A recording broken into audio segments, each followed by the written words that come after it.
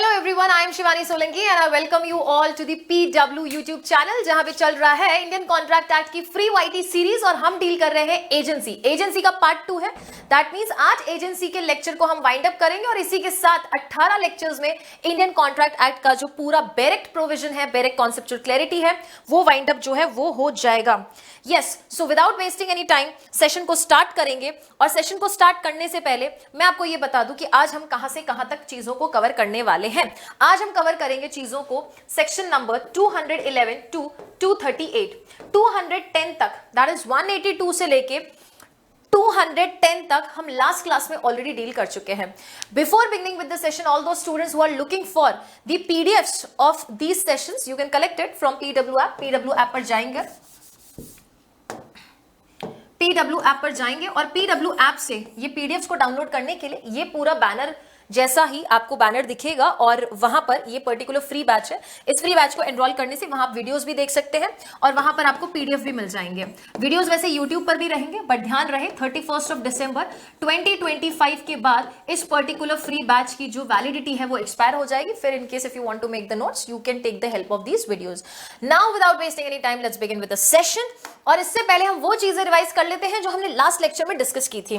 Basics हमने पढ़ा था 182 में, दैट इज द एजेंट और प्रिंसिपल कौन होता है। 183 हम पढ़ चुके हैं कि प्रिंसिपल कौन हो सकता है, 184 एजेंट कौन हो सकता है, 185 कंसिडरेशन की जरूरत नहीं है।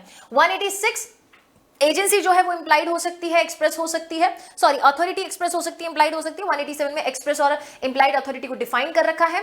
187, 188 जनरल अथॉरिटी, 189 आपका स्पेशल अथॉरिटी, या हम कह सकते हैं authority in case of emergency है। 190 से लेके 195 हमने सब एजेंट एंड सब्स्टिट्यूटेड एजेंट की बात की है। 196 से लेके 200 में हमने रैटिफिकेशन ऑफ एजेंसी की बात की है एंड 201 से लेके 210 में हमने टर्मिनेशन ऑफ एजेंसी की बात की है। और सबसे वेरी इंपॉर्टेंट, सबसे इंपॉर्टेंट जो सेक्शन हमारे लिए बनता है वो है 201, बिकॉज ये वो सेक्शन है जो आपको बताता है कि टर्मिनेशन कौन कौन से ग्राउंड्स पे हो सकता है। कौन कौन से ग्राउंड्स पे हो सकता है? प्रिंसिपल अगर एजेंसी को रिवोक कर दे तो, एजेंट अगर एजेंसी को रेनाउंस कर दे तो, प्रिंसिपल अगर इंसॉल्वेंट हो जाए तो, एजेंट या प्रिंसिपल की डेथ हो जाए या इंसैनिटी हो जाए तो, दैट इज अनसाउंड माइंड हो जाए, दोनों में से किसी की भी डेथ हो जाए या अनसाउंडनेस हो जाए तो। और एक और हमने ग्राउंड पढ़ा था जो कहता है कि अगर एजेंसी का बिजनेस जिसके लिए एजेंसी क्रिएट की गई थी वो कंप्लीट हो जाए तो।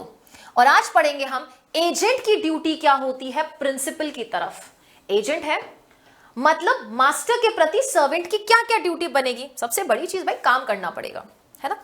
जो काम हमने बोला वो करना पड़ेगा। और ये 11 जो ड्यूटीज हैं, 211 से लेके 221 तक जो 11 ड्यूटीज हैं वो हमारी जिम्मेदारी रहेगी एजेंट की।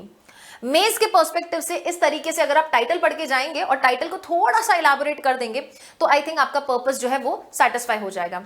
211 कहता है agents duty in conducting the principles business. Due diligence, जिस प्रकार से आपको या जो नेचर ऑफ एजेंसी डिमांड करती है वो हर चीज, वो हर ड्यूटी एजेंट को निभानी है। 212 skill and diligence required from the agent. मान लीजिए एजेंसी में नेचर ऐसा है एजेंसी का जहां पर कोई स्पेसिफिक टाइप की स्किल्स या डिलिजेंस रिक्वायर्ड थी, स्किल्स या डिलिजेंस रिक्वायर्ड थी, कोई स्पेसिफिक टाइप ऑफ क्रिएटिविटी करनी है, मान लीजिए पेंटिंग वगैरह का ऐसा कोई काम है तो वो रिक्वायर्ड है, तो वो प्लीज चीज कीजिए। Render proper accounts to its principal on demand. 213 जब भी प्रिंसिपल डिमांड करे तो proper accounts, general balance of accounts आप उनको सबमिट करेंगे, आप पूरा लेखा जोखा उनको थमाएंगे। 214 agent's duty to communicate with the principal. Agent की जिम्मेदारी है कुछ भी लगे जहां पर डिसीजन मेकिंग मुश्किल हो रहा है वो प्रिंसिपल को कम्युनिकेट करेंगे, हर वो रीजनेबल स्टेप उठाएंगे जिससे कि प्रिंसिपल को कम्युनिकेट किया जा सकता है। 215 right of principal when agent deals in his own account in business of agency without principal's consent. यहां प्रिंसिपल का राइट बन रहा है, मतलब एजेंट की ड्यूटी बन रही है। Agent is liable. क्यों एजेंट लायबल हो रहा है? क्योंकि अपने पर्सनल अकाउंट पे एजेंट डील कर चुका है और वो भी प्रिंसिपल के अथॉरिटी के बिना। ये तो गलत बात है, खुद का फायदा कर रहा है तो वो रिस्पॉन्सिबल होगा। प्रिंसिपल को कोई भी लॉस हुआ या कुछ भी बेनिफिट अराइज हुआ है, प्लीज आप एजेंट को दीजिए। यहीं से कनेक्टेड है 216 principal's right to benefit gained by agent dealing on his own account in the business of agency. जब अपने ही अकाउंट पे डील करते हुए उसने कोई बेनिफिट गेन कर ली, किसने? एजेंट ने प्रिंसिपल को, आप वो बेनिफिट्स लौटाएंगे। Unjust enrichments not allowed. 217 agents right of retainer out of sum received on principal's account. ये एक तरीके से राइट आ गया है। एजेंट का राइट है कि वो रिटेन करके रख सकता है उन सम्स में से जो कि उसको प्रिंसिपल के अकाउंट से रिसीव है, मतलब प्रिंसिपल के बिहाफ पे जो भी एजेंट को रिसीव हुआ है उन सम्स में से वो अपने लिए कुछ सम रिटेन करके रख सकता है। कौन से ग्राउंड्स पे करके रख सकता है वो 217 पढ़ेंगे तब देखते हैं। 218 एजेंट्स ड्यूटी टू पे सम्स रिसीव फॉर प्रिंसिपल। भाई अपना अमाउंट डिडक्ट कर लिया ना, चलो बचा हुआ सारा पैसा प्रिंसिपल को दो।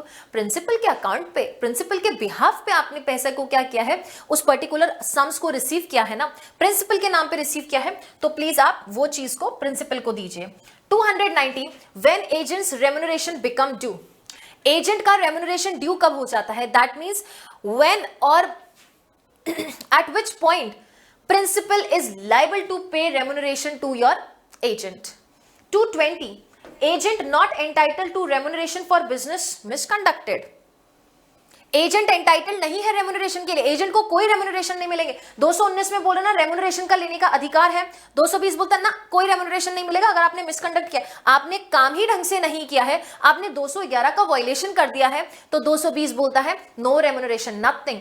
एंड 221 कहता है एजेंट रिटेन कर सकता है, लियन एक्सरसाइज कर सकता है प्रिंसिपल की किसी भी प्रॉपर्टी पर। अब ये रिटेनर का राइट जो है आपको 217 के सिमिलर लग रहा होगा, लेकिन बेटा 217 में हम सम्स को रिटेन कर रहे हैं या हम प्रॉपर्टी को रिटेन कर रहे हैं। एजेंट को पैसा नहीं दिया प्रिंसिपल ने, अगर फॉर कंसिडरेशन था तो नहीं दिया, एजेंट रिटेन करके रख सकता है प्रिंसिपल की प्रॉपर्टी। अगर एजेंट ने कोई भी एक्सपेंसेस किए हैं प्रिंसिपल के बिहाफ पे, अपने जेब से पैसे लगाए हैं, तो एजेंट को आप कॉम्पनसेट कीजिए, एजेंट को आप पैसा दीजिए। नहीं दिया है एजेंट प्रॉपर्टी को रिटेन कर लेगा। प्रॉपर्टी मूवेबल भी हो सकती है और रिमूवेबल भी हो सकती है। आइए जरा 211 से हम चीजों को डिस्कस करें। Agent's duty in conducting principal's business. Agent is bound to conduct the business of principal according to the directions given. हमने बोला था कि बेटा प्रिंसिपल ने जो डायरेक्शन दिए हैं आप उन डायरेक्शंस के कंप्लायंस में एक्ट करेंगे। And in the absence of such direction, और मान लीजिए अगर डायरेक्शन नहीं दे रखा है, कोई ऐसा दिशा निर्देश नहीं दे रखा है, then according to the customs, जो रीति रिवाज है वो फॉलो होंगे, which prevails in doing the business of the same kind at the place where the agent conduct such business. And when the agent acts otherwise, that is direction के contrary जाके काम कर दिया, डायरेक्शन की compliance नहीं की है, if any loss be sustained he must make it good to principal and if any profit accrue he must account. Directions का नॉन कंप्लायंस करते हुए प्रिंसिपल को कुछ भी नुकसान हुआ है, agent is going to be responsible. Agent उस गुड्स, उस लॉस का गुड करेगा, good in the sense make good, that is to indemnify. 212 skills and diligence required from agent. Agent is bound to conduct the business of agency with as much skills as is generally possessed by the person engaged in similar business unless the principal has notice of his want of skills.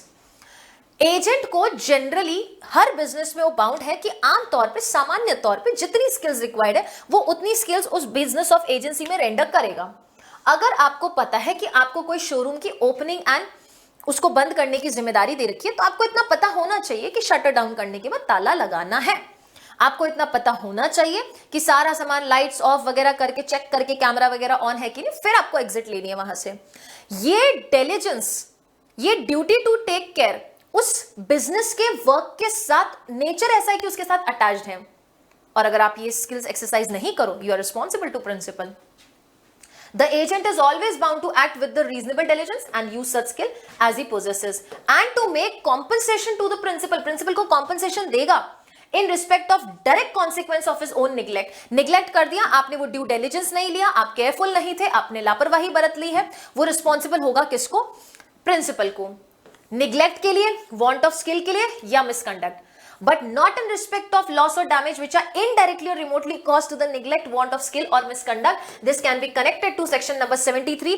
Remote and indirect loss के लिए कोई भी compensation agent नहीं देगा principal को, लेकिन हाँ neglect है, want of skill है या misconduct है, किसके पार्ट पे? एजेंट के पार्ट पे, तो एजेंट प्रिंसिपल को इसके लिए भुगतान करेगा। Okay, agent's accounts.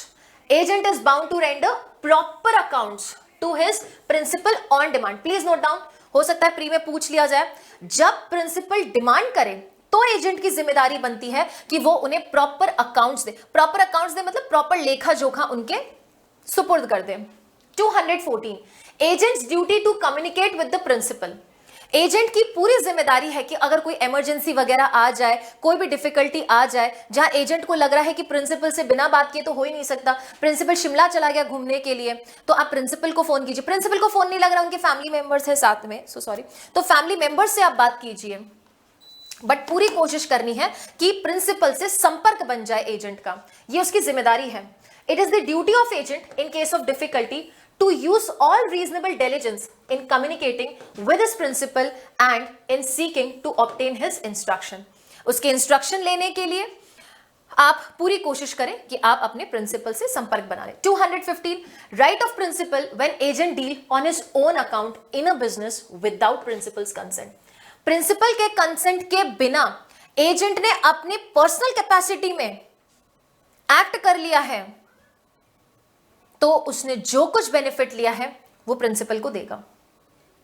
Yes, and वो पर्टिकुलर एक्ट करना अगर डिसएडवांटेजेस हो गया है प्रिंसिपल को, एजेंट उसके लिए भी रिस्पॉन्सिबल होगा। If agent deals on his own account in the business of the agency without first obtaining the consent of the principal and acquainting him means उसको नॉलेज में ही नहीं डाला, with all the material circumstances which have come to his knowledge on the subject, the principal may repudiate the transaction. Principal उस particular contract को repudiate कर सकता है। प्रिंसिपल बोल देगा नो सॉरी, ऐसा कोई भी हमने अथॉरिटी नहीं दिया है, उस कॉन्ट्रैक्ट को रेप्यूडिएट कर सकता है। If the case shows either that any material fact has been dishonestly concealed, अगर प्रिंसिपल को यह पता चल जाए कि ये सारी चीजें, मटेरियल चीजें जो थी उससे डिसऑनेस्ट इंटेंशन के साथ कंसील की गई थी, और that dealings of the agent have been disadvantages to him, या प्रिंसिपल ये प्रूव कर दे कि एजेंट जिस तरीके से डील कर रहा है वो मुझे नुकसानदायक है, या जानबूझ के एक बुरे इंटेंशन से वो चीजें मुझसे छुपाई गई थी जिसके लिए मैंने कंसेंट भी नहीं दी। 216 principal's right to benefit gained by agent dealing in his own account. अपने खुद के पर्सनल अकाउंट पे, मतलब पर्सनल कैपेसिटी में एजेंट एक्ट कर रहा है, बट बेसिकली नुकसान एजेंसी को हो रहा है ना, एजेंसी के नाम पे खुद के पर्सनल बेनिफिट्स के लिए वो काम कर रहा है, एजेंट कुछ डीलिंग किया है, उससे कोई भी प्रॉफिट अराइज हुआ है, give it to principal, hand it over to the principal, जो भी रिजल्ट्स आएंगे प्रिंसिपल उसको क्लेम कर सकता है। If an agent without knowledge of his principal deals in the business of agency on his own account instead of on account of his principal, the principal is entitled to claim from agent any benefit which may have resulted to him from the transaction। जो भी benefit result हुए हैं वो हमारा principal entitled है। 217 agents right of retainer. Please note down, retainer का right है। Retainer का राइट हम एक जगह और पढ़ेंगे, और रिटेनर का राइट वो कहां पढ़ेंगे, 221 में पढ़ेंगे, नॉट 221 में पढ़ेंगे, और वहां रिटेन क्या कर रहे हैं, वहां रिटेन हम प्रॉपर्टी कर रहे हैं। यहां 217 में क्या रिटेन कर रहे हैं, यहां पर हम सम रिटेन कर रहे हैं जो हमने प्रिंसिपल के बिहाफ पे रिसीव किए हैं, out of sums received on principal's account. An agent may retain means lien, to have the possession of, out of any sums received on account of principal in the business of agency, all monies due to himself in respect of advances made or expenses properly incurred by him in conducting the business। वो sums अपने पास retain करके रखने का कारण क्या है, क्योंकि बेटा हमारे एजेंट ने कुछ पैसे खर्च किए हैं, कुछ एक्सपेंसेस इनकर किए हैं उस एजेंसी के बिजनेस को कंडक्ट करने में, तो उन चीजों के लिए जो भी पैसे उसने प्रिंसिपल के बिहाफ पे कलेक्ट किया, रेंट्स कलेक्ट किया है, किसी से कोई गुड्स का डिलीवरी कर दिया तो उससे रोकड़ा वगैरह लिया है, तो एजेंट वो कुछ पैसा अपने जेब में डालेगा, बिकॉज उसने खुद खर्चा पानी किया ना, आया गया पेट्रोल चलाया, वो रख लेगा अपनी जेब में। And also the remuneration as may be payable to him for acting as a agent, as well as किसके लिए उसको रिटेन करके रखेगा, रेम्यूनरेशन। ओके, चलेंगे आगे। एजेंट्स ड्यूटी टू पे सम रिसीव फॉर प्रिंसिपल, ये भी ड्यूटी है 211 की तरह। आपने सम्स रिसीव किए हैं ना प्रिंसिपल के बिहाफ पे, उसको दे दीजिए, सौंप दीजिए जो भी पैसा वगैरह आया है। Subject to such deduction, such deductions means which deduction, 217 में जो आप डिडक्शन कर रहे हो मनी का, एक्सपेंसेस का एंड रेम्यूनरेशन का, उसके बाद कुछ भी बचता है वो ड्यूटी होगी एजेंट की। Agent is bound to pay his principal all sums received on his account, principal के अकाउंट पे जो भी सम रिसीव हुआ प्रिंसिपल को सुपुर्द कर दीजिए। 219 when agents remuneration becomes due, कब एजेंट रेम्यूनरेशन लेने का हक शुरू कर देता है या शुरू हो जाता है, किस दिन वो ड्यू डेट आ जाती है जिस दिन agent is entitled to receive the remuneration from the principal. कहता है in the absence of a special contract, अगर स्पेशली उस कॉन्ट्रैक्ट में नहीं लिखा हुआ है तो उसको साइड में रखो। जनरल रूल क्या है, payment for the performance of any act is not due to the agent until the completion of such act. बात खत्म। जो एक्ट हमने करने को कहा था जब तक वो एक्ट कंप्लीट नहीं हो जाता है तब तक हमारे एजेंट का वो पर्टिकुलर रेम्यूनरेशन ड्यू नहीं होता है। That means agent can demand that particular amount only when the performance of the promise or the completion of the agency takes place. But the agent may, but इसको purple ले लेते हैं, agent may detain monies received by him on accounts of goods sold, although the whole of the goods consigned to him for the sale may not have been sold, although the sale may not have been actually complete. Agent क्या detain करके रख सकता है, वो money detain करके रख सकता है जो उसने रिसीव की है on accounts of the goods sold, जो उसने माल बेचा है उस माल के बिक्री से जो उसको पैसे रिसीव हुए हैं वो अपने पास डिटेन करके रख सकता है। Detain monies received by him on account of goods sold, although हो सकता है कि गुड्स जो उसको कंसाइन कर रखे हैं for sale may not have been sold, हो सकता है पूरा के पूरा माल नहीं भी बिका हो, या हो सकता है एक्चुअली सेल कंप्लीट भी नहीं हुई हो, लेकिन उससे पहले अगर उसके पास पैसे आ चुके हैं तो वो उनको रिटेन करके रख सकता है। Yes, moving ahead. 220 agent not entitled to remuneration for the businesses misconducted, an agent who is guilty of misconduct in business of the agency is not entitled to any remuneration in respect of that part of the business which he has misconducted. जहां उसने misconduct कर लिया है वहां पर वो उस particular remuneration को entitlement नहीं रखता है, क्योंकि आपकी जिम्मेदारी थी अच्छे से काम करना, आपने काम ही नहीं किया बेटा तो फिर पैसे कटेंगे, नहीं मिलेंगे पैसे। 221 agents lien on principal's property, we should read this with section number 217। 217 में हम क्या रिटेन करके रख रहे थे, हम सम रिटेन करके रख रहे थे। क्यों रिटेन करके रख रहे थे, for the money, for the expenses और फॉर द रेम्यूनरेशन। और इसमें क्या बोला, प्रिंसिपल की property, this can be a movable property, this can be a movable property और immovable property. In the absence of the contract to the contrary, an agent is entitled to retain goods, papers and other properties। तीन चीजें हैं, please note down. Goods है, paper है and document है। Goods, paper and document, whether movable और immovable, ये property का nature, oh so sorry, it's property not document, या इट्स प्रॉपर्टी।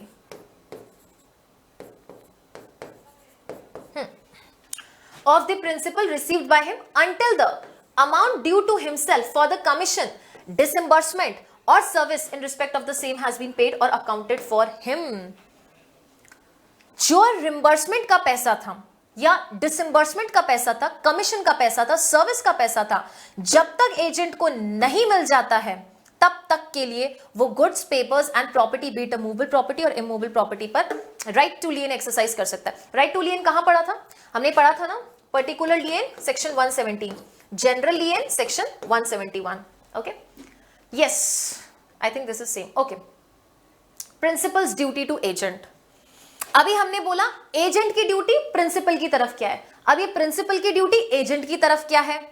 क्या क्या ड्यूटी बनेगी आपको क्या लगता है प्रिंसिपल की, भाई रेम्यूनरेशन पे करो हमारे एजेंट को, काम किया है ना, प्रोटेक्ट करो इसको, आपका काम कर रहा है, अप्रिसिएशन करो। 222 टू 225 4 सेक्शंस।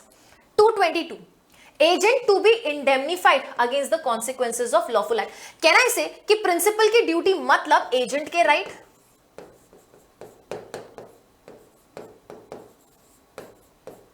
कैन आई से दिस कि प्रिंसिपल के राइट्स, सॉरी, प्रिंसिपल के ड्यूटीज एजेंट्स के राइट ही हैं।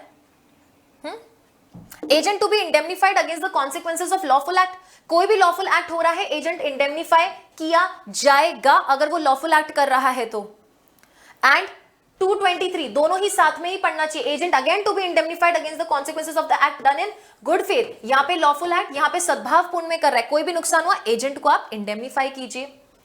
222 non liability of employer of agent to do a criminal act, non liability of employer of agent to do a criminal act, अगर agent ने criminal act कर दिया है employer responsible नहीं होगा, प्रिंसिपल रिस्पॉन्सिबल नहीं होगा, बिकॉज क्रिमिनल एक्ट्स में बेटा वाइकेरियस लाइबिलिटी या रिस्पोंडेंट सुपीरियर या क्विट फैसेट पर एलिम फैसेट पर से का कॉन्सेप्ट अप्लाई ही नहीं होता है, क्योंकि क्रिमिनल लाइबिलिटी पर्सनल लाइबिलिटी होती है, आप किसी और को लाइबल नहीं ठहरा सकते हैं, तो प्रिंसिपल लाइबल नहीं होगा। 225 compensation to agent for injury cause by principal's neglect, अच्छा वहां पे हमारा एजेंट जब निग्लेक्ट वगैरह कर रहा था तो हम एजेंट को रिस्पॉन्सिबल ठहरा रहे थे, यहां हम बोल रहे हैं कि अगर प्रिंसिपल ने कोई भी प्रकार का निग्लेक्ट कर दिया है तो हमारा प्रिंसिपल रिस्पॉन्सिबल रहेगा उस निग्लेक्ट की वजह से होने वाले एजेंट को लॉसेस के लिए।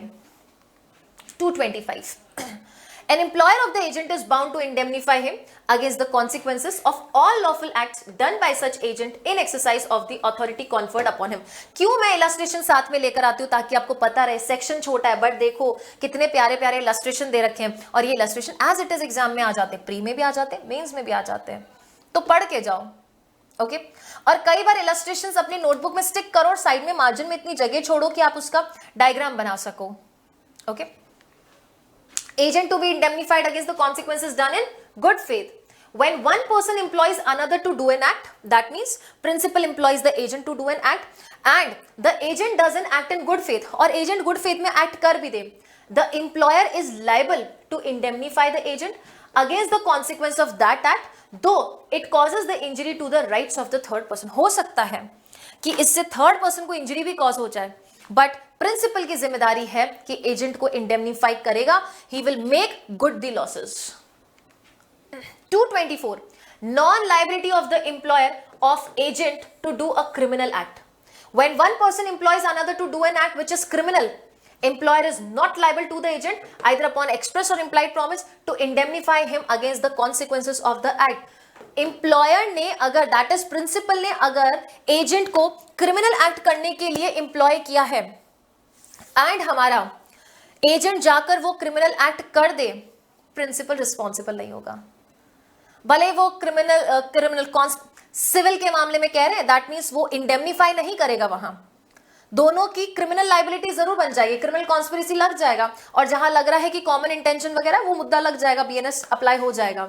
लेकिन ऐसा है कि एजेंट जाकर अब प्रिंसिपल को नहीं बोल सकता, सर आपने बोला था ये क्रिमिनल एक्ट करूंगा, किसी को मर्डर कर दूंगा, कहीं पर थेफ्ट कमिट कर दूंगा, तो कोई भी लीगल कॉन्सिक्वेंस है आप हमें बचाएंगे, नहीं, लीगल कॉन्सिक्वेंसेस से प्रिंसिपल नहीं बचा सकता है। That is 224। 225 consequences compensation to agent for injury caused by principal's neglect। Principal के निग्लेक्ट की वजह से एजेंट को कोई भी इंजरी कॉज हुआ तो कॉम्पनसेशन देना पड़ेगा। The principal must make compensation to his agent in respect of injury caused to such agent by the principal's neglect or want of skill। उस वक्त हम यहां बोल रहे थे कि हमारे हमेशा और हमेशा प्रिंसिपल एजेंट के want of skills की जरूरत होगी। ये देखिए हमने बोला था ना, जहां पर कोई पर्टिकुलर स्किल्स वगैरह की रिक्वायर्ड है 212 में, तो हम एजेंट को रिस्पॉन्सिबल ठहराए थे कि आप want of skill, due diligence वगैरह यूज कीजिए। लेकिन यहां पर इफ इन केस 225 में प्रिंसिपल की ड्यूटी बन रही थी वांट ऑफ स्किल या ड्यूटी टू केयर दिखाने की, लेकिन उन्होंने निग्लेक्ट कर दिया है, इससे हमारे एजेंट को लॉस हुआ है, principal is going to get liable. Okay, effect of agency on contracts with third person. हम एजेंट की ड्यूटी देख चुके 211 से 221, हम प्रिंसिपल की ड्यूटी देख चुके 222 से 225। अब थर्ड टॉपिक आता है, that is effect of agency on contracts with the third person. जब थर्ड पर्सन के साथ आप कॉन्ट्रैक्ट कर रहे हो, वो चाहे एजेंट हो या प्रिंसिपल हो, उसका इफेक्ट हमारे एजेंसी पर क्या पड़ेगा, अब हमें वो समझना है। उसका इफेक्ट हमारे एजेंसी पर क्या पड़ेगा, हमें यह समझना है। 226 टू 238, आइए जरा समझे इन सेक्शंस को। 8 और 5 13 प्रिंसिपल्स ड्यूटी, इसको प्लीज रिमूव करेंगे आप, ठीक है, इसको रिमूव करेंगे।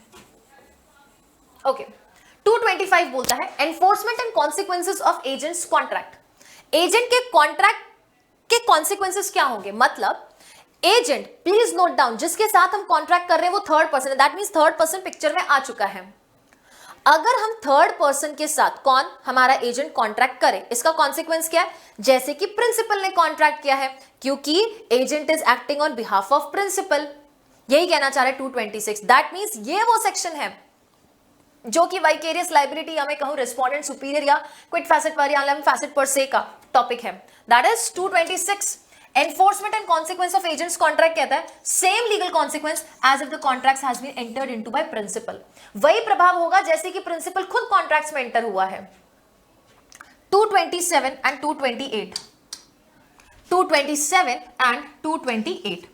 227 प्रिंसिपल कब बाउंड होगा, जब एजेंट ने थर्ड पर्सन के साथ बेटा कॉन्ट्रैक्ट किया है तो प्रिंसिपल कब बाउंड होगा, एंड 228 कब प्रिंसिपल बाउंड नहीं होगा, जब एजेंट ने थर्ड पर्सन के साथ कॉन्ट्रैक्ट कर लिया है। कहता है प्रिंसिपल बाउंड होगा, प्रिंसिपल बाउंड होगा when agent does more than he is authorized to do and when the part of what he does is within the authority and can be separated from the part which is beyond the authority. कि principal liable होगा जब हमारा agent कुछ unauthorised act कर दे, but वो जो unauthorised act है ना, वो ऑथराइज्ड एक्ट से सेपरेट किया जा सकता है।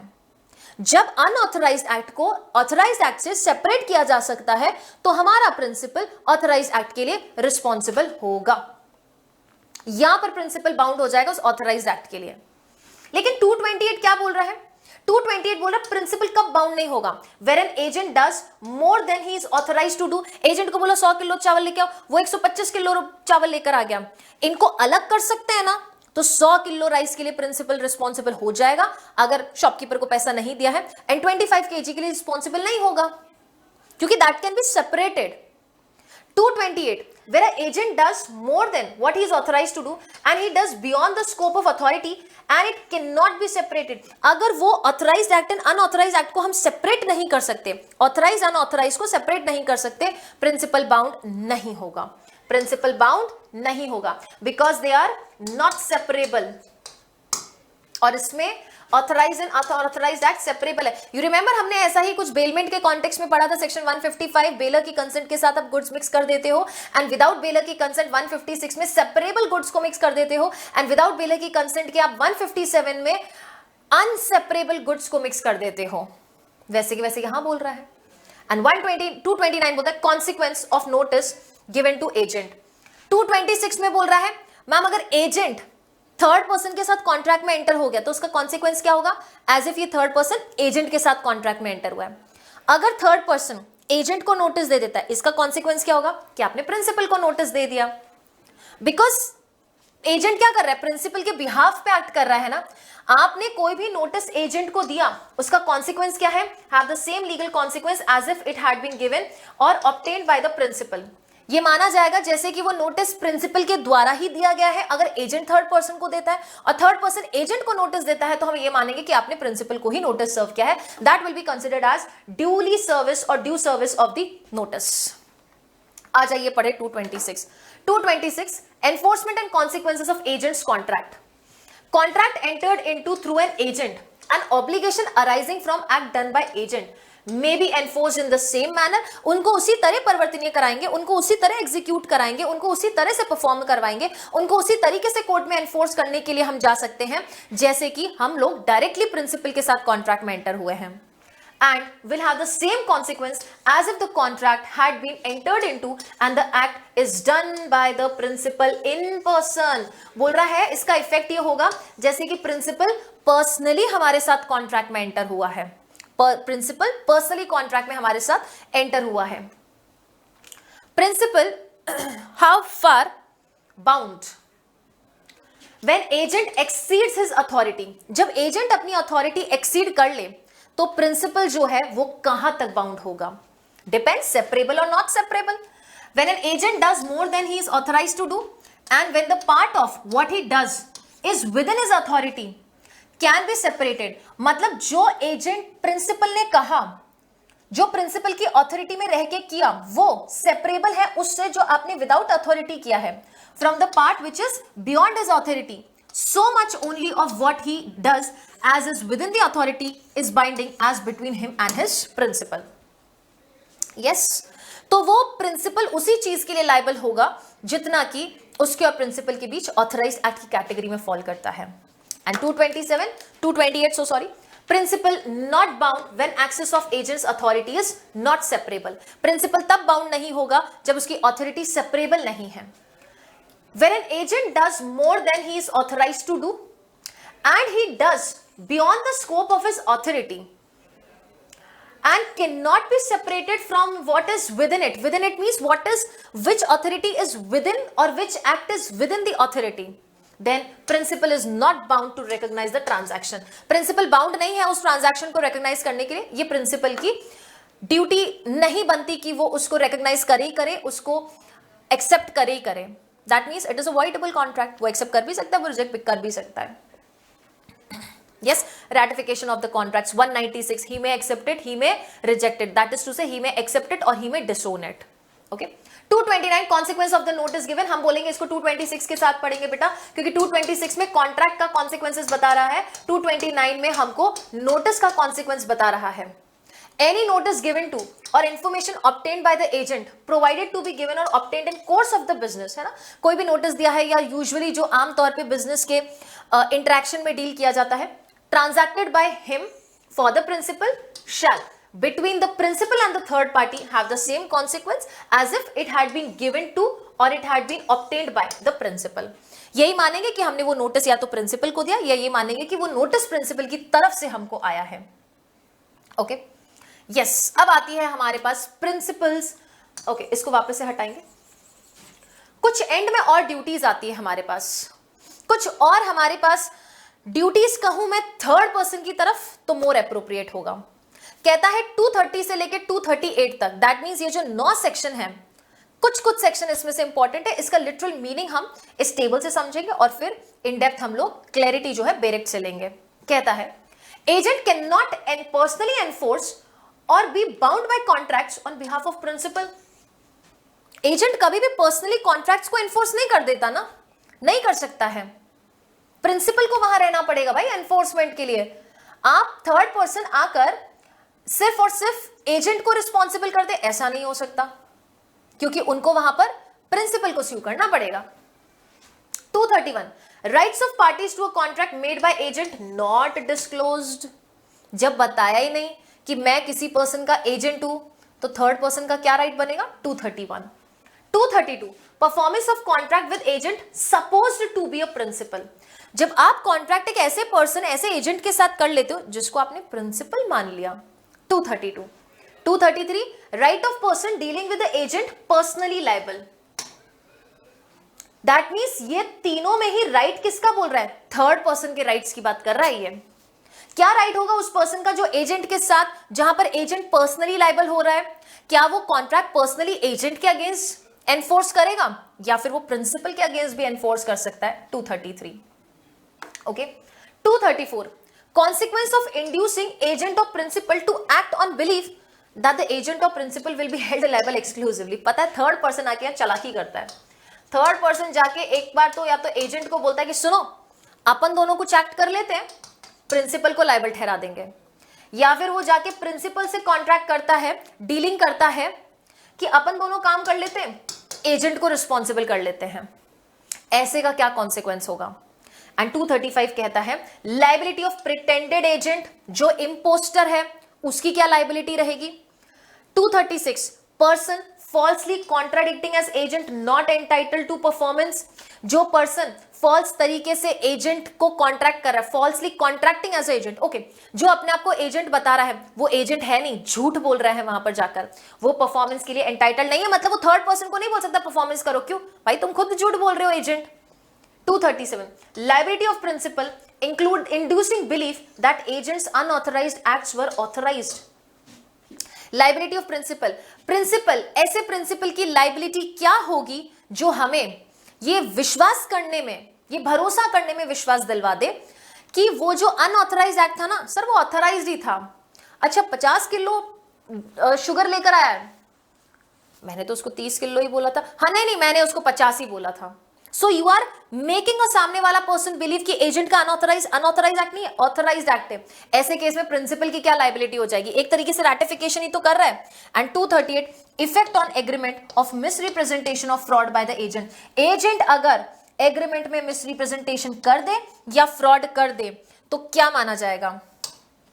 आइए जरा वन बाय वन इन सबको पढ़ें।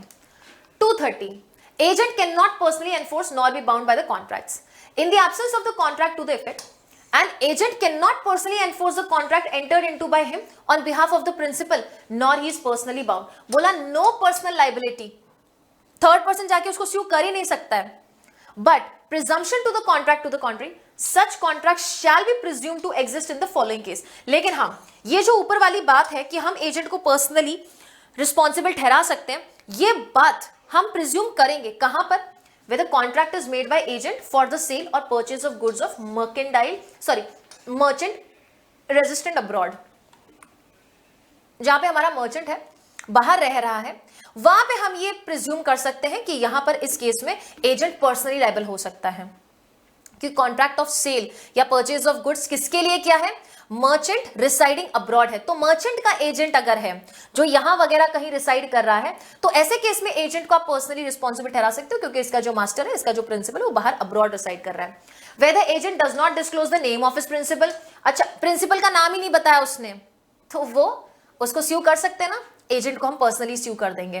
फिर आता है वेदर प्रिंसिपल दो disclose can not be sued, कि प्रिंसिपल को आपने डिस्क्लोज तो कर दिया, लेकिन हो सकता है बिकॉज ऑफ सर्टेन प्रिविलेजेस हम उसको स्यू नहीं कर सकते, तो प्रिंसिपल यहां पर लायबल नहीं होके एजेंट यहां पर्सनली लायबल हो जाएगा। And please note down, presumption कैसी है, शैल प्रिज्यूम, एग्जाम में पूछा जा सकता है, प्रिजम्पशन कैसी है, शैल प्रिज्यूम की प्रिजम्पशन है। 231 कहता है right of parties to a contract made by agent not disclosed. देखिए जरा यहां पे डिस्क्लोज क्या नहीं किया गया। If an agent makes a contract with the person who neither knows और has reason to suspect that he is an agent, his principal may require the performance of the contract. जहां आपको पता ही नहीं है कि जिस पर्सन के साथ आप कॉन्ट्रैक्ट कर रहे हो वो एजेंट है भी कि नहीं है, या किसका एजेंट है आपको पता ही नहीं है, तो आप ये नहीं बोल सकते सर मेरे को तो पता ही नहीं किसी का एजेंट है। उसका प्रिंसिपल आके आपसे परफॉर्मेंस मांग लेगा, यस उसका प्रिंसिपल आके आपसे परफॉर्मेंस मांग लेगा, his principal may require the performance of the contract, but the other contracting party that is the third person as against the principal has the same right as he would have had against the agent if the agent had been the principal. That means third person का principal की तरफ वही right होगा as if जब उसने agent के साथ dealing की थी तो उसको ये लगा था कि agent नहीं है principal ही है। जिस तरीके से वो sue कर सकता था एजेंट को जब वो ये जानकारी रख रहा था कि ये प्रिंसिपल ही है, ये कोई एजेंट नहीं है, वही तरीके, वही रेमेडीज, वही राइट्स हमारे एजेंट के प्रिंसिपल के प्रति भी रहेंगे थर्ड पर्सन के। If the principal discloses himself before the contract is completed, principal ये आकर बता देता है कि भाई अपन प्रिंसिपल हैं, तो contracting party that is third person का क्या राइट बनता है, may refuse to fulfil the contract, बोल सकता है ओ अच्छा तुम प्रिंसिपल हो, I am not going to deal with the contract, मैं ये कॉन्ट्रैक्ट फुलफिल नहीं करूंगी। अगर वो ये शो कर दे that if he can show that if he had known who was the principal in the contract or if he had known that the agent was not a principal, he would not have entered into the contract. That means यहाँ पे third person को बेटा ये right they रहा है कि आप contract को परफॉर्म करने से रिफ्यूज कर सकते हो इस ग्राउंड पे कि अगर मुझे पता होता कि तुम प्रिंसिपल हो तो मैं इस कॉन्ट्रैक्ट में कभी एंटर ही नहीं होती। कोई जाती दुश्मनी हो सकती है, या अगर मुझे ये पता होता कि ये एजेंट प्रिंसिपल है ही नहीं, क्योंकि मैंने उस वक्त उसको प्रिंसिपल अज्यूम कर लिया था, थर्ड पार्टी ये डिफेंस ले रही है कि मैंने तो उसको प्रिंसिपल मान लिया था, और अगर मुझे ये पता चलता उस वक्त कि ये प्रिंसिपल नहीं ये तो एजेंट है, तो मैं इसके साथ कभी कॉन्ट्रैक्ट में एंटर होती नहीं। इन दो ग्राउंड्स पे हमारा थर्ड पर्सन क्या कर सकता है, उस कॉन्ट्रैक्ट को परफॉर्म करने से रिफ्यूज कर सकता है। क्यों? क्योंकि उस थर्ड पर्सन को पता ही नहीं था कि जो व्यक्ति उसके सामने आया है वो किसी का, वो प्रिंसिपल नहीं है, वो किसी का एजेंट है। 232. Performance of contract with agent supposed to be a principal. When one man makes a contract with another, neither knowing nor having reason to the ground to suspect that the other is an agent. आपको ये पता ही नहीं है कि जिसके साथ आप contract कर रहे हो वो एजेंट है, नॉर्मल पर्सन समझ लिया है। The principal, if he requires the performance of the contract, can only obtain such performance subject to the rights and obligations subsisting between the agent and the other party. कह रहा है जब ए को ये पता ही नहीं है कि बी यहाँ पे एजेंट है, उसको लगा कोई नॉर्मल पर्सन है, तो इसका जो प्रिंसिपल है सी, वो जाकर ए से कॉन्ट्रैक्ट का परफॉर्मेंस करवा सकता है उन्हीं टर्म्स एंड कंडीशंस पे जो ए और बी के बीच हुई है। देखो, subject to the rights and obligation subsisting between the agent and the third person. Agent और थर्ड पर्सन के बीच जो राइट्स या ऑब्लिगेशंस अराइज हो रहे हैं उस कॉन्ट्रैक्ट से, वही वाले राइट्स, वही वाले ऑब्लिगेशन प्रिंसिपल उस थर्ड पर्सन के अगेंस्ट एनफोर्स कर सकते हैं। 233 कहता है right of person dealing with agent personally liable in cases where the agent is personally liable. जहां पर एजेंट पर्सनली लायबल है क्योंकि अपने पर्सनल अकाउंट्स पे डील कर रहा है वो, a person dealing with him may hold either him और प्रिंसिपल और both of them liable. 5 star लगाओ, यहां से कई बार क्वेश्चन आ चुका है। When the agent is acting in a manner जहां पर सिर्फ और सिर्फ पर्सनली उसी की लाइबिलिटी होनी है, तो थर्ड पर्सन प्रिंसिपल को भी स्यू कर सकता है एंड थर्ड पर्सन एजेंट को भी स्यू कर सकता है, दोनों को भी स्यू कर सकता है साथ में, आइदर हिम और हिज प्रिंसिपल, दोनों में से किसी को स्यू कर सकता है या फिर दोनों को स्यू कर सकता है। 234 Consequences of inducing agent or principal to act on belief that the principal or agent will be held exclusively liable. That means ये थर्ड पर्सन दो सिचुएशंस में कर रहा है काम। या तो एजेंट को आकर बोलता है कि अपन दोनों मिली भगत कर देते हैं, लायबल अपन प्रिंसिपल को कर देंगे, या प्रिंसिपल को जाके मिली भगत करता है और कहता है कि अपन एजेंट को लायबल ठहरा देंगे। ऐसे केस में क्या होगा देखो, when a person who has made a contract with an agent induces the agent to act upon a belief that only principal will be held liable, या फिर ये फर्स्ट सिचुएशन जहां एजेंट को बोला कि सिर्फ प्रिंसिपल लायबल होगा, या फिर और देखो वर्ड लिखा है और induces the principal to act upon belief that the agent only will be held liable, या फिर प्रिंसिपल को ये भरोसा करवा दे कि कोई बात नहीं एजेंट को लायबल ठहरा देंगे, he cannot afterward hold the agent or the principal liable। दोनों ही केसेस में बेटा वो बाद में इधर प्रिंसिपल को स्यू नहीं कर सकता, इधर एजेंट को स्यू नहीं कर सकता, क्योंकि आपने इंड्यूस किया, गलत तरीके से कॉन्ट्रैक्ट्स बनाए हैं। 235 liability of the pretended agent that is imposter, he is not even an agent, बोल रहा है मैं फलाने वालाने का एजेंट हूं, कोई एजेंट नहीं है। A person untruly representing him to be an authorized agent of another and thereby inducing a third person to deal with him as such agent। एक थर्ड पर्सन को इंड्यूस करवा देता है कि मैं एजेंट की हैसियत में आपके साथ एग्रीमेंट कर रहा हूं, मैं कोई एबीसीडी पर्सन का एजेंट हूं, और उसको इंड्यूस करवा देता है उसके साथ कॉन्ट्रैक्ट करने से। That impostor is liable to make compensation to the other that is third person in respect of any loss और damage which he has incurred if his alleged employer does not ratify the act. जिस भी ABC का खुद को झूठा बता रहा था कि मैं इसका एजेंट हूं, अगर वो रेटिफाइड नहीं करे, मतलब उसको अपना एजेंट नहीं माने, उसको एजेंट मानने से अस्वीकार कर दे, देन इन दैट केस ये प्रिटेंडेड एजेंट खुद रिस्पॉन्सिबल होगा उस थर्ड पर्सन को। 235 person falsely contradicting as agent not entitled to performance. A person with whom a contract has been entered into a character of agent is not entitled to require the performance of it not as an agent but on his own account if he was really acting। कह रहा है जब एक person ने आपसे झूठ बोला कि मैं एजेंट हूं, जबकि वो एजेंट है ही नहीं किसी पर्सन का, तो वो एजेंट की कैपेसिटी में आपसे परफॉर्मेंस नहीं मांग सकता, लेकिन हाँ पर्सनल कैपेसिटी में वो परफॉर्मेंस मांग सकता है कि ठीक है मैंने बोला एबीसी का मैं पर्टिकुलर एजेंट हूं, मैं उनके बिहाफ पे आपको गुड्स दे रहा हूं, एंड आप इसका अमाउंट दे दीजिए, अमाउंट दे दिया, गुड्स दिया ही नहीं, तो you can not go and sue that particular principal जो कि उसका प्रिंसिपल था ही नहीं। हाँ, आप उसको पर्सनली स्यू करो, पर्सनली उससे डील कर लो, ये हो सकता है। 236 237 liability of principal inducing belief that agent's unauthorized act were authorized. ऐसे प्रिंसिपल की लाइबिलिटी क्या होगी जो थर्ड पर्सन को ये भरोसा दिलाए, ना ना डोंट वरी, ये एक्ट अनऑथराइज नहीं था, ये एक्ट तो ऑथराइज ही था, जबकि हकीकत में वो एक्ट अनऑथराइज था। तो जब वो सामने वाले person that is third person को ये भरोसा दिलवा दे कि it was an authorised act, तो प्रिंसिपल की लाइबिलिटी क्या रहेगी? प्रिंसिपल लाइबल रहेगा, यस प्रिंसिपल लाइबल रहेगा एज इफ वो ऑथराइज्ड एक्ट था। When an agent has, without authority, done acts or incurred obligation to the third person on behalf of his principal, the principal is bound by such act or obligation if he has by his words or conduct induced such third person to believe that the act or obligation were within the scope of his agent's authority. अगर principal ये भरोसा दिलवा दे अपने act से या word से या conduct से थर्ड पर्सन को कि हाँ मैं उस पर्टिकुलर एक्ट को ऑथराइज्ड एक्ट मानता हूं, वो पर्टिकुलर एक्ट ऑथराइज था, then the principal is bound by such act और ऑब्लिगेशन जो कि एजेंट ने थर्ड पर्सन के साथ किया है। And the last section for the day is 238 effect of misrepresentation और fraud on agreement by agent. Agent अगर मिसरिप्रेजेंटेशन करे या फ्रॉड करे तो एग्रीमेंट पे प्रभाव क्या पड़ेगा? इट स्टेट्स दैट मिसरिप्रेजेंटेशन और fraud committed by agent acting in course of their business for their principal have the same effect on agreement made by such agreement as if the misrepresentation or the fraud has been made or committed by the principal.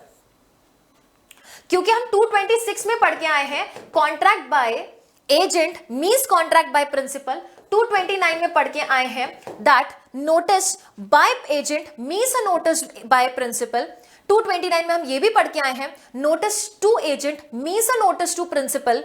तो 238 भी यही कहना चाहता है that fraud और misrepresentation by agent itself means fraud और misrepresentation by a principal, but the misrepresentation और frauds committed by agent in matter which do not fall within their authority does not affect the principal. That means authorized act के वक्त अगर misrepresentation और fraud हो जाए तो principal responsible होगा। Unauthorized act में जाके fraud या misrepresentation कर दिया agent ने, principal liable नहीं है। principal तो वैसे भी unauthorized act के लिए liable नहीं था until and unless he ratifies it under your section 196। Unauthorized act में जाकर मिसरिप्रेजेंटेशन एंड फ्रॉड किया तो प्रिंसिपल रिस्पॉन्सिबल नहीं होगा। And that was 238। और यहां पर आज हमारे इंडियन कॉन्ट्रैक्ट एक्ट की पूरी जर्नी जो है समअप होती है। आई होप कि ये पूरी इंडियन कॉन्ट्रैक्ट एक्ट की जर्नी में जो एक एक सेक्शन हमने पढ़ा है और उसका कॉन्सेप्चुअल क्लैरिटी और बेयर जो उसका मीनिंग समझा है वो आपको अच्छे से समझ आया होगा। And all those students who are looking for Indian contract act का फ्री वाईटी सीरीज के इन पीडीएफ से आप अपने नोट्स बनाना चाह रहे हैं या you want to collect all these PDFs, तो आप जाकर पीडब्ल्यू ऐप को डाउनलोड कर सकते हैं। पीडब्ल्यू ऐप को डाउनलोड करने से आप यहां पर पीडब्ल्यू ऐप को डाउनलोड करने से you can have access to this particular free batch. ये फ्री है, कोई कॉस्ट वगैरह डिडक्ट नहीं होगा। एंड इसके साथ साथ इस पर्टिकुलर फ्री बैच में you are going to have access to the videos and PDFs.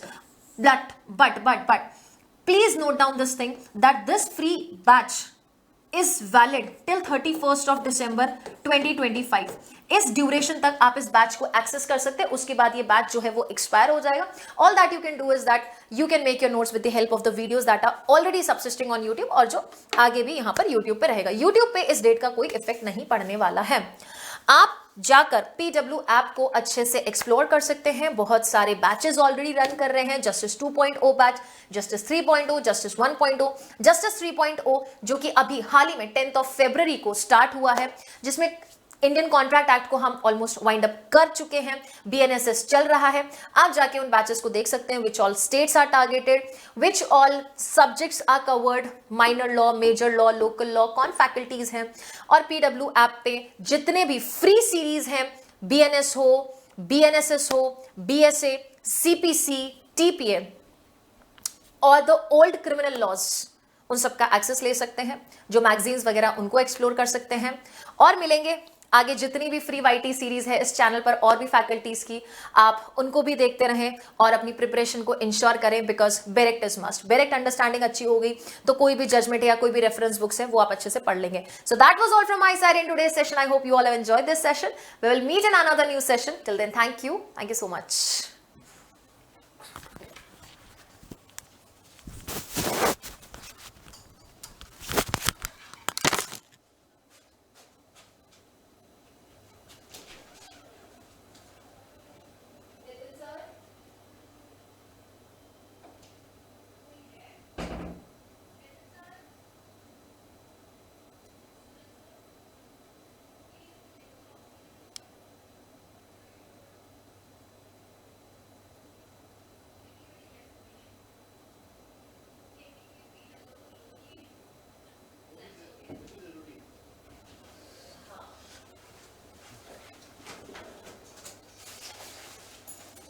चार रिकॉर्डिंग्स हैं, आप मुझे वो दे दीजिएगा।